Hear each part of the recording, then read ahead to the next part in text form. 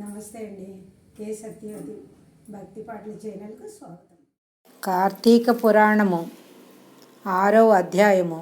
శుక్లాంబరధరం విష్ణుం శశివర్ణం చతుర్భుజం ప్రసన్నవదనం ధ్యాయేత్ సర్వ విఘ్నోపశాంతయే.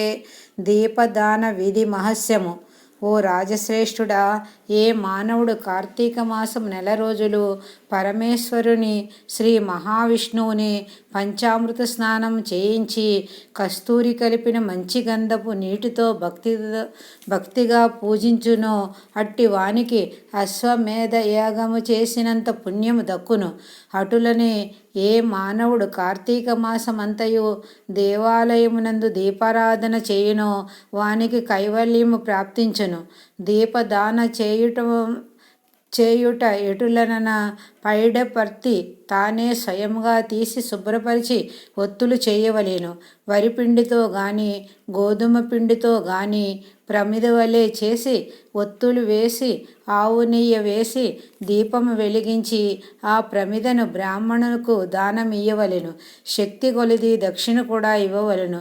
ఈ ప్రకారముగా కార్తీక మాసమందు ప్రతిదినము చేసి ఆఖరి రోజున వెండితో ప్రమిదను చేయించి బంగారంతో ఒత్తును చేయించి ఆవు నెయ్యి నిండుగా పోసి వెనుక చేసిన ప్రకారంగా గోధుమ పిండితో ప్రమిదను చేసి ఆవు నెయ్యి పోసి దీపం వెలిగించి ఈ నెల రోజులు దానము చేసిన బ్రాహ్మణునికే ఇది కూడా దానమిచ్చిన ఎడల సకలైశ్వర్యములు కలుగుటయే గాక మోక్షప్రాప్తి కలుగును. దీపదానం చేయువారి ఇట్లు వచింపవలేను.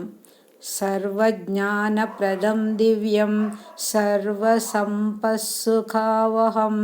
దీపదానం ప్రదాస్యామి శాంతిరస్తు సదా మమ అని స్తోత్రం చేసి దీపదానం చేయవలెను.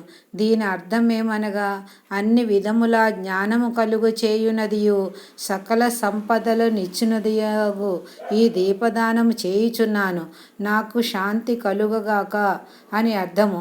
ఈ విధముగా దీపదానము చేసిన తరువాత బ్రాహ్మణ సమారాధన చేయవలెను. శక్తి లేని ఎడల 10 మంది బ్రాహ్మణులకైనను భోజనమిడి దక్షిణ తాంబూలములను ఇయ్యవలెను. ఈ విధముగా పురుషులు గాని స్త్రీలు గాని ఏ ఒక్కరు చేసినను సిరి సంపదలు విద్యాభివృద్ధి ఆయుర్వృద్ధి కలిగి సుఖింతురు. దీని గురించి ఒక ఇతిహాసం కలదు, దానిని వివరించెదా ఆలకింపుమని జనకునితో ఇట్లు చెప్పిరి. లుబ్ధ వితంతువు స్వర్గమునకేగుట. పూర్వకాలమున ద్రవిణ దేశమునందొక గ్రామమున ఒక స్త్రీ కలదు. ఆమెకు పెండ్లి అయిన కొలది కాలమునకే భర్త చనిపోయాను.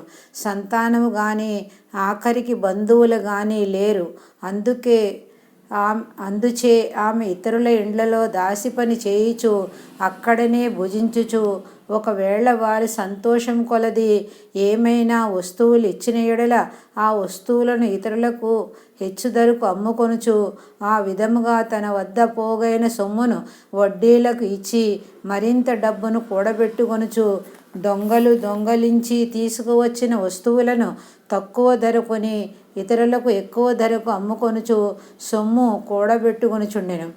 ఈ విధముగా కూడబెట్టిన ధనమును వడ్డీలకిస్తూ శ్రీమంతుల ఇండ్లలో దాసీ పనులు చేస్తూ తన మాటలలో వారిని మంచి చేసుకుని జీవించుచుండెను.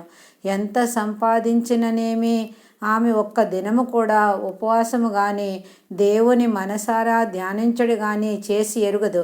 పైగా వ్రతములు చేసేవారిని తీర్థయాత్రలకు వెళ్ళే వారిని చూచి అవహేళన చేసి ఏ ఒక్క భిక్షగానికిని పిడికెడు బియ్యము పెట్టగా తాను తినక ధనమును కూడబెట్టుచుండెను. అటుల కొంతకాలము జరిగెను. ఒక రోజున ఒక బ్రాహ్మణుడు శ్రీరంగములోని శ్రీరంగనాయకులను సేవించుటకు బయలుదేరి మార్గమధ్యమున ఈ స్త్రీ ఉన్న గ్రామమునకు వచ్చి ఆ దినమున అక్కడొక వ్రతములో సత్రములో మజిలీ చేసెను. అతడా గ్రామంలోని మంచి చెడ్డలను తెలుసుకొని ఆ పిసినారి స్త్రీ సంగతి కూడా తెలుసుకొని ఆమె కడకు వెళ్ళి, అమ్మా, నా హితవచనము ఆలకింపుము.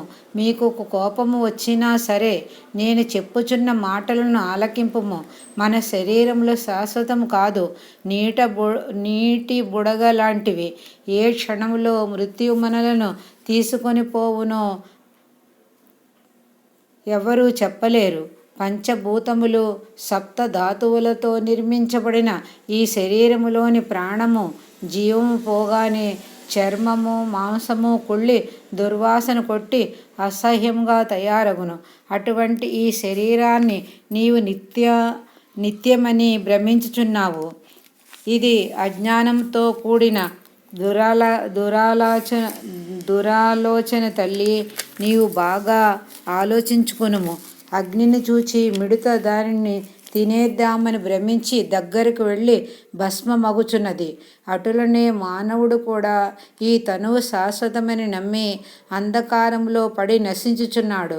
కాన నా మాట ఆలకించి నీవు తినక ఇతరులకు పెట్టక అన్యాయముగా ఆర్జించిన ధనము ఇప్పుడైనా పేదలకు దాన ధర్మములు చేసి పుణ్యమును సంపాదించుకొనుము. ప్రతిదినము శ్రీమన్నారాయణుని స్మరించి వ్రతాధికములు చేసి మోక్షము పొందుము. నీ పాప పరిహార్థముగా వచ్చే కార్తీక మాసమంతయు ప్రాతకాలము నదీ స్నానం ఆచరించి దానములు చేసి బ్రాహ్మణులకు భోజనము పెట్టినచో వచ్చే జన్మలో నీవు పుణ్యవతివై సకల సౌభాగ్యములు పొందగలవని ఉపదేశమిచ్చెను. ఆ వితంతువురాలు బ్రాహ్మణుడు చెప్పిన మాటలకు తన్మయురాలై మనసు మార్చుకొని నాటి నుండి దాన ధర్మములు చేయుచు కార్తీక మాస వ్రతం ఆచరించుటచే జన్మరాహిత్యమై మోక్షమునందెను. కావున కార్తీక మాస వ్రతములో అంత మహస్యమున్నది. ఇట్లు స్కాంద పురాణాంతర్గత వశిష్ఠ ప్రోక్త కార్తీక మాసమందలి 6వ అధ్యాయము 6వ రోజు పారాయణము సమాప్తము.